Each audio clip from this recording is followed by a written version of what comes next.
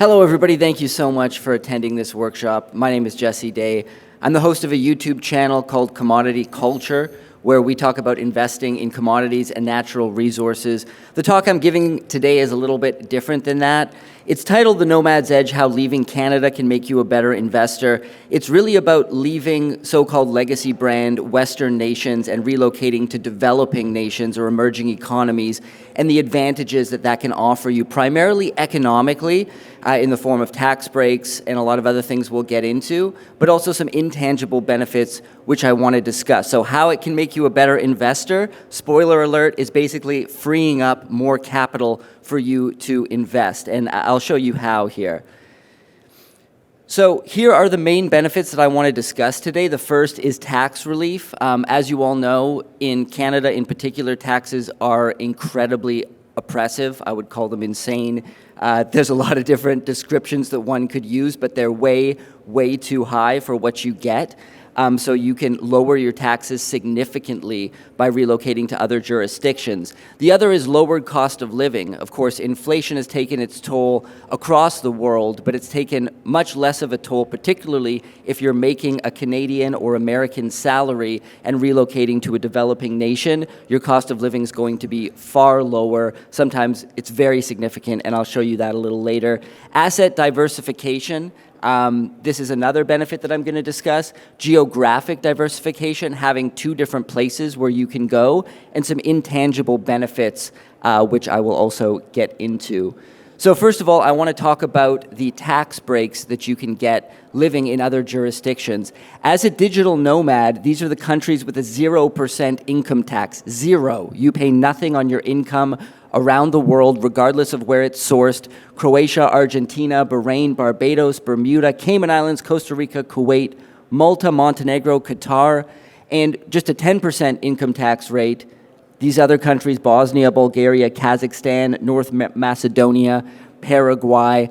And it should be noted that you can declare yourself as a non-resident of Canada once you've stayed in Canada for less than 183 days in the tax year. So at that point, once you're overseas, there's a form that you submit to the Canadian Canadian government, which basically lists all your assets in Canada, and they decide whether you're going to be deemed a non-resident or not.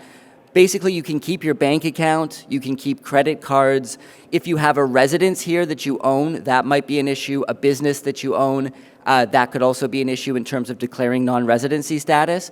But other than that, it's pretty easy to do, and it's a straightforward process.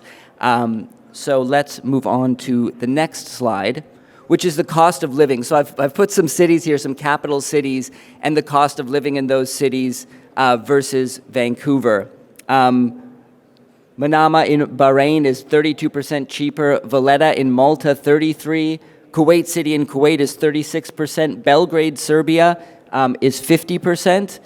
Tirana, Albania, 51%. Asuncion, Paraguay, 64%. And Astana, Kazakhstan, 73%. Now, keep in mind, these are all capital cities. So if you're willing to move outside the capital to smaller cities, you're going to get a lower cost of living. If you just love being left alone in the wilderness and want to live in small villages and towns, it's going to be even significantly cheaper than this. I'll say for myself personally, I currently live in Novi Sad, Serbia. It's the second largest city in Serbia.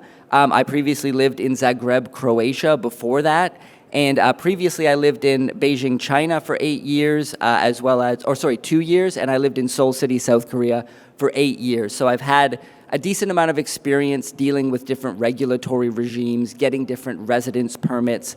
So I've kind of been through it all, and we'll get to the actual application for residence process a little bit later. But when you combine the tax savings, let's say you get a 0%, 10% tax savings, in addition to this lowered cost of living, the amount of capital that you free up for investing is absolutely massive. And that allows you to compound your capital over time and grow your wealth moving into the future as well. It should also be noted that when you're taxed incredibly heavily and the cost of living is so high, the hidden tax of inflation in a place like Canada, it incentivizes gambling behavior in the stock market.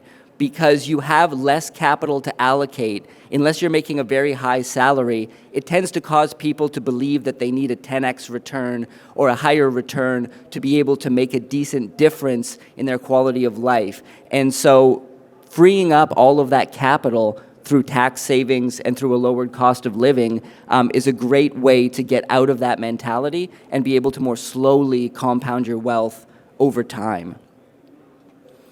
So asset diversification, you automatically open a bank account in a second country, so that spreads your counterparty risk. There's been bank failures, bank bail-ins in a lot of countries over the course of history, and we saw in Canada that people who did not agree politically with what was going on during the pandemic had their bank accounts frozen. And not only that, but people who chose to donate money to that cause also had their bank accounts frozen. Now, I'm not saying what's right or what's wrong, but I'm saying that if a government has shown the ability to freeze people's bank accounts for whatever reason, then who's next? Who is going to be the next political ideology that the government doesn't approve of? Who's going to be the next group of people? Perhaps it's going to be people with a high income next. Hey, you're making too much money. You need to pay your fair share. You know what? We're going to freeze your account unless you do X, Y, or Z. And one other thing I should note when it comes to countries like Canada, the UK, Australia, etc., the governments do not want people to leave, generally speaking. They're talking in the Netherlands right now. I think they're going to be implementing an exit tax. So there's going to potentially be more restrictions down the road as people try to leave these Western nations because the government wants to keep you here to get those tax dollars. So just be aware of that. So you open a bank account in a second jurisdiction, so you get to spread your wealth between at least 2 bank accounts. So that protects you to some extent from what I just spoke of, having your assets seized or just any sort of regulatory issues with the banking system in one country. You can open a brokerage account in a second country where you can buy, often access stocks in that country, which you might not be able to easily access here. And also you can buy Canadian and American stocks in a brokerage overseas. So once again, you're spreading out your counterparty risk when it comes to people who have custodianship of your assets. You do not need to trust only one government when you live in 2 different jurisdictions. This can be for a variety of reasons. I don't trust any government. So just being able to diversify and you don't have to trust only one. So that's great. And geographic diversification. If you have a Canadian passport, for example, and a residence permit in another country, you now have 2 different countries that you can go to should anything happen. It's a great plan B. Maybe you do need to come back to Canada at some point because something crazy happens in the other country, or vice versa.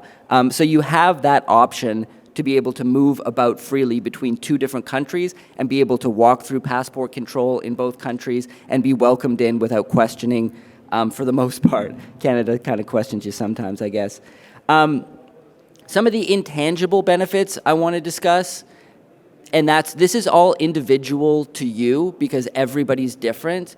As I mentioned, I lived in China for a couple years. It's very interesting because people tend to think that China is some, authoritarian dictatorship where nobody has any personal freedom. In some ways, that's true, but it's never black and white like that. The truth is always somewhere in the middle. In my time that I spent in Beijing, this was back in 2008 and 2009, it was incredibly free as a foreigner.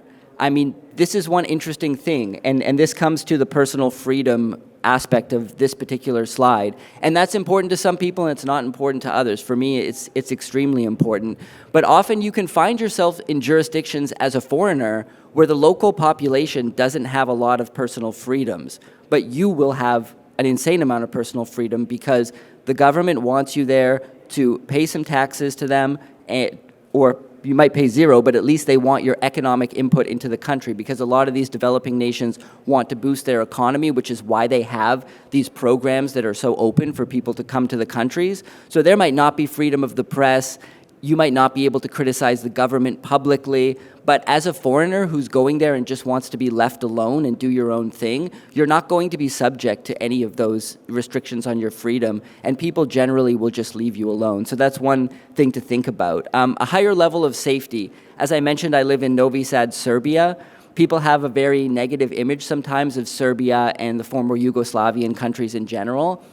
I would argue for myself, I think it's the greatest place in the world to be right now. Since the Yugoslavian War, which ended essentially yesterday in the span of human history, the people never want to go back to that state. They remember being under a communist empire. They remember how horrific the war was.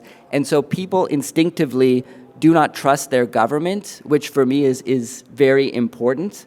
And in addition, it's extraordinarily safe throughout former Yugoslavia, the Balkan region in general. There's basically zero violent crime whatsoever.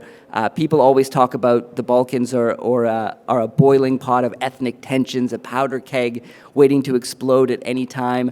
However, the chances of them going to war, again, are extraordinarily slim. I think geopolitically it's very fascinating. For example, if you look at a place like Serbia, they're allied with Russia, and so some people that turns them off.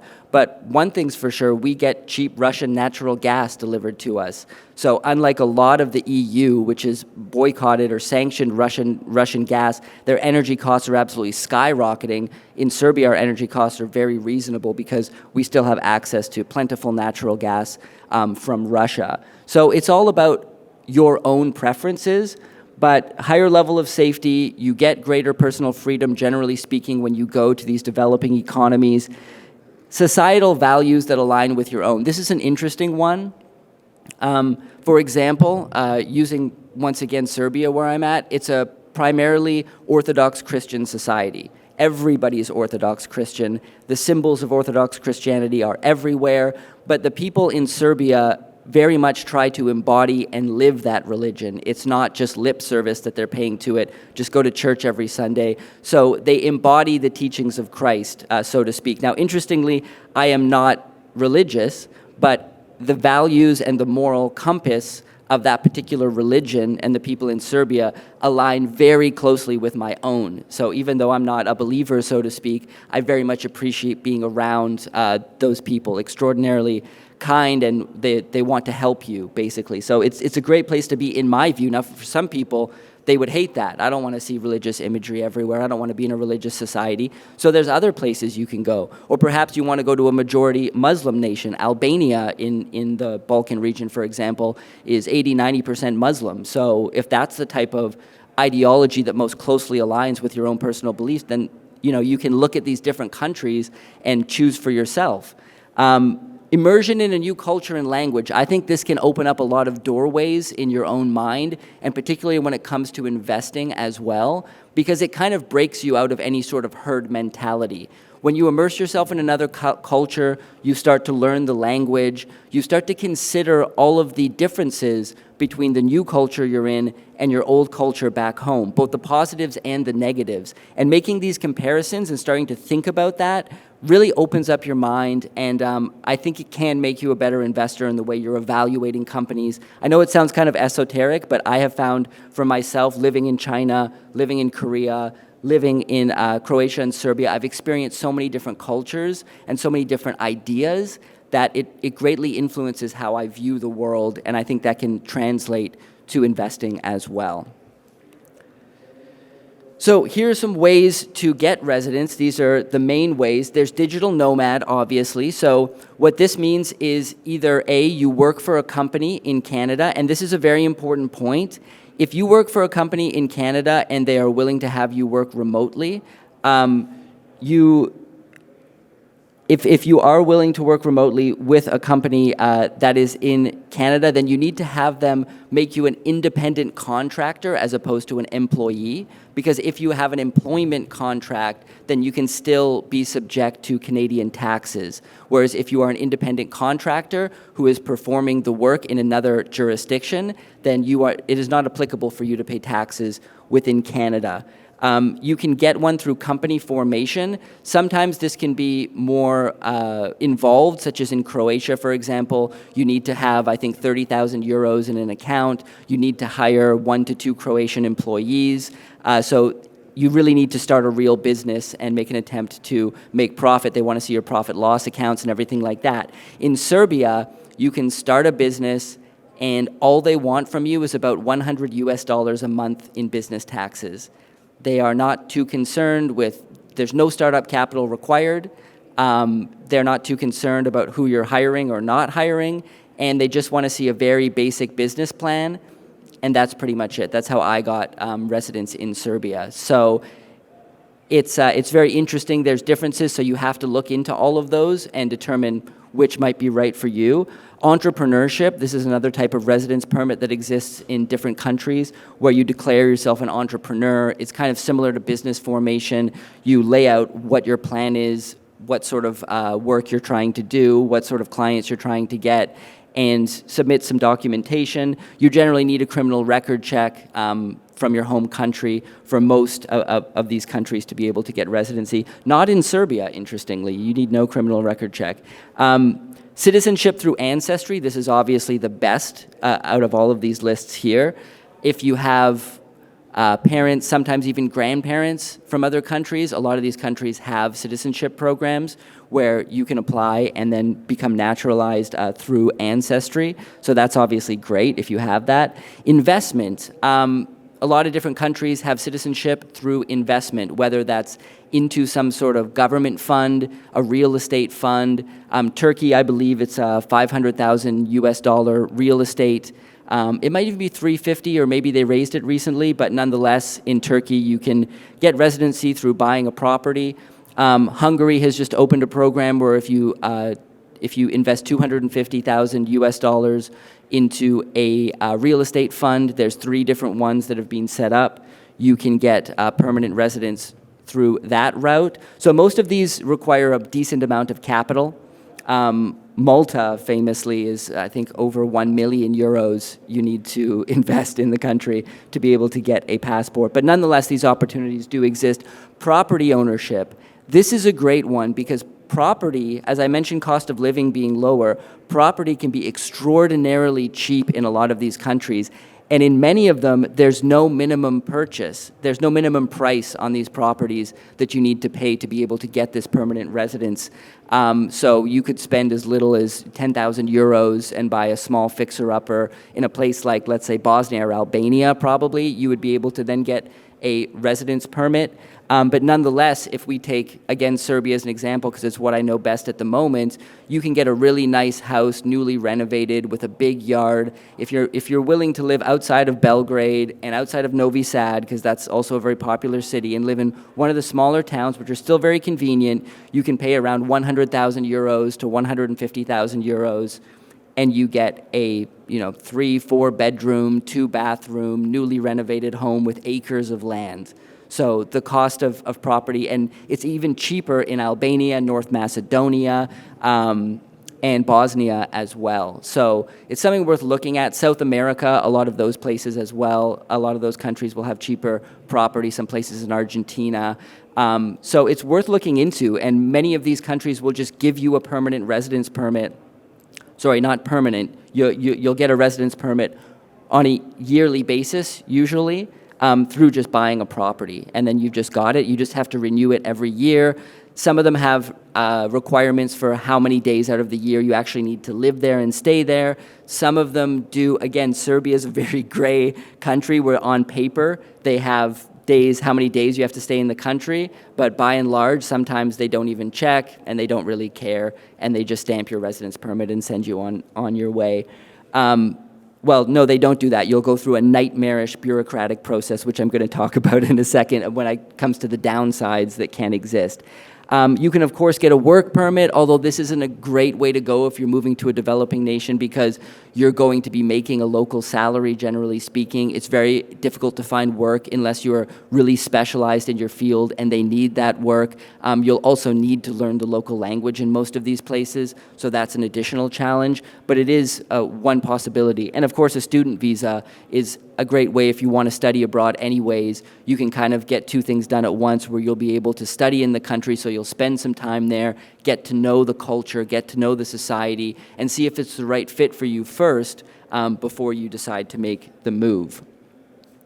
So if you're ready to go for it, here's some tips that I'd like to give you. Number one, visit the country for at least a month before you commit to living there. I think that's just kind of common sense. Get to know the culture, try to immerse yourself, try to meet local people. Don't just kind of sit back and observe, try to participate. Hire a local, if you do make the decision to move there, hire a local lawyer. Don't deal with these bureaucracies yourself. Government bureaucracy in developing nations is an absolute nightmare that will make you question what you are doing with your life. It is beyond insane, so you need a lawyer to guide you through that process who speaks, and you need somebody who speaks the local language as well. So it should also be noted that lawyers in these countries are extraordinarily cheap compared to Canada, and if you want to consult with a lawyer and you're in their country, in many of these countries, they will meet you for coffee and talk to you for hours, charge you $0 for a consultation. You can probably become friends with them too and hang out after. That's just how it is in these places.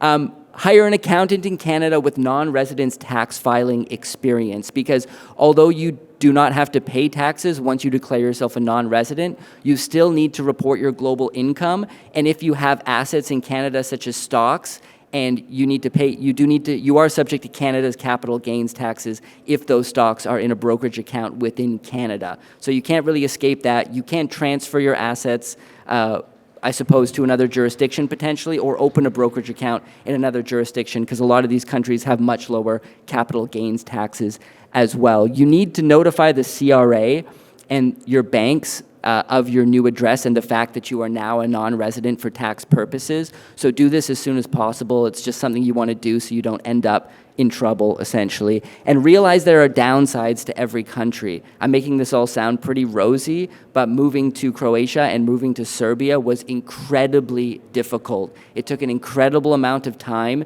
because on paper, the residency itself is easy to get, and it is. But bureaucracy is so broken, not only in Serbia, but in pretty much every developing nation, that you will face delays, you will face people who will tell you to go talk to that person will send you back to this person. Nobody speaks English, even in the foreigner area where you're supposed to be asking people questions about residence. Nobody will speak English. They want to just get you out of the office as soon as possible. They don't care about you. They don't like you. They're not your friend.